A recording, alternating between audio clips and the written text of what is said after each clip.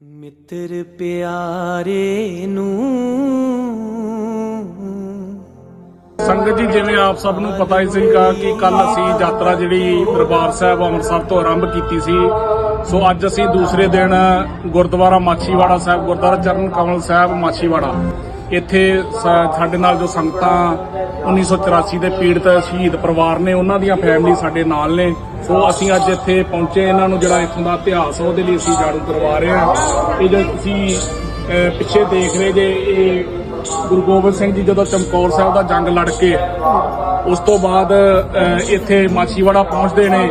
ਇਹ ਖੂਹ ਤੋਂ ਆ ਕੇ ਜਲ ਛਕਦੇ ਨੇ। ਜਲ ਛਕਣ ਤੋਂ ਬਾਅਦ ਇੱਥੇ ਨੇੜੇ ਹੀ ਚੜ੍ਹਦੇ ਵਾਲੇ ਪਾਸੇ 70 ਮੀਟਰ ਦੀ ਦੂਰੀ ਤੇ ਜੰਡ ਹੈ। ਇੱਥੋਂ ਜਲ ਛਕ ਕੇ ਉਹ ਜਿਹੜੀ ਜੰਡ ਵਾ ਉਧਰ, ਉੱਥੇ ਜਾ ਕੇ ਫਿਰ ਆਰਾਮ ਕੀਤਾ ਤੇ ਉੱਥੇ ਉਹਨਾਂ ਨੇ ਉਹ ਸ਼ਬਦ ਜਿਹੜਾ ਪੜ੍ਹਦੇ ਆ ਨਾ, ਮਿੱਤਰ ਪਿਆਰੇ ਨੂੰ, ਆ ਕੇ ਉਹ ਸ਼ਬਦ ਵੀ ਉੱਥੇ ਉਚਾਰਿਆ। ਹਾਲ ਮੁਰੀਦਾਂ ਦਾ ਕਹਿਣਾ